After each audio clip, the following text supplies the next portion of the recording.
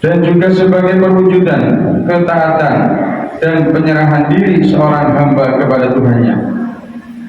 Begitu pentingnya ibadah sholat ini, sehingga ditegaskan oleh Rasulullah bahwa sholat adalah merupakan tiang dalam bangunan agama Islam. Dalam sabdanya yang lain, Rasulullah menegaskan bahwa yang membedakan antara orang muslim dan kafir adalah sholat. Maka apabila ada orang mengaku muslim tetapi tidak melaksanakan sholat, sesungguhnya dia belum bisa dikatakan sebagai muslim yang sempurna.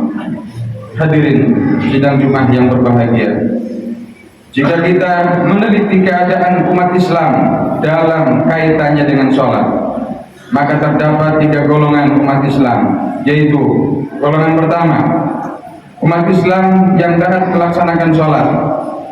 Apabila kita perhatikan lebih lanjut, umat Islam yang suka melakukan sholat akan terlihat bermacam-macam keadaan sebagai berikut. 1. Golongan yang melakukan sholat dengan khusyuk, memenuhi syarat dan rukunnya, serta melakukan segala adab-adabnya. Golongan inilah yang dijanjikan oleh Allah mendapat kebahagiaan.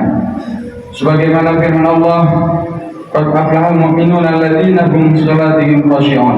Sesungguhnya berbahagia orang-orang mukmin, yaitu mereka yang khusyuk dalam sholatnya.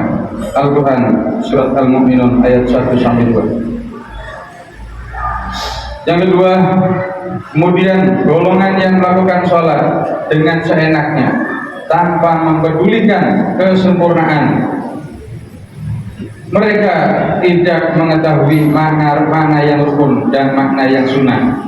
Kepada golongan ini Rasulullah telah bersabda, ya'ti 'alan nasi zamanun yusalluna wa la yusalluna.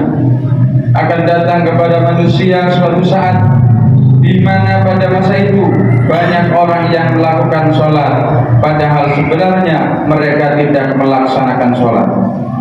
Hadis riwayat Ahmad. Yang ketiga, kemudian ada golongan lagi yang melakukan sholat karena pengaruh tradisi. Ia melakukan sholat karena mengikuti orang tuanya. Karena itu sholatnya dikala sudah tua sama saja dengan sholat ketika ia masih belajar waktu kecil. Tegasnya, ia tidak memahami sedikit pun tentang sholat yang dilakukannya. Ia tidak tahu makna yang dilakukan dan diucapkan dalam sholat itu. Allah Subhanahu wa taala dalam firman-Nya, wa wailul lil musallin alladzina hum an sholatihim sahun. Maka neraka wel diperuntukkan bagi orang yang melakukan sholat, yaitu mereka yang lalai dalam sholatnya. Al-Quran surat Al-Maun.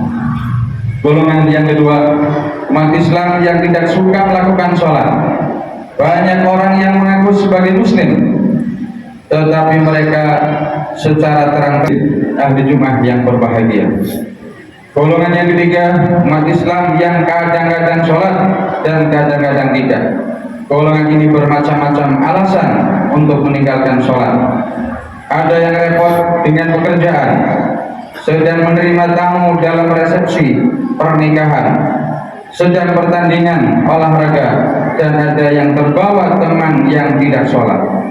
Pangkal dari semua itu adalah karena tidak tertanam dalam jiwa kita akan kedudukan sholat dan pertanggungan dan tujuan hidupnya.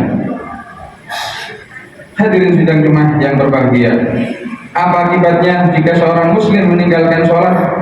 Meninggalkan sholat mengakibatkan tidak diterimanya segala ibadah lainnya. Kiamat adalah sholatnya. Jika sholatnya diterima, maka diterimalah amalan-amalan lainnya.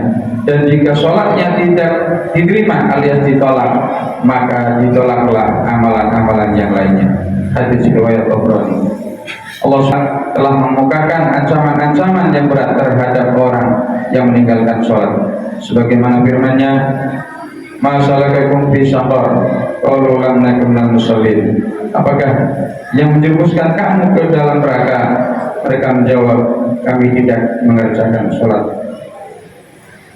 Al-Quran surat Al-Mudassir ayat 2 sampai 3. Al-Quran Adim wa nafa'ani wa iyyakum bil ayati wa dzikril hakim wa taqabbal minni wa minkum tilawatan innahu was samiul alim.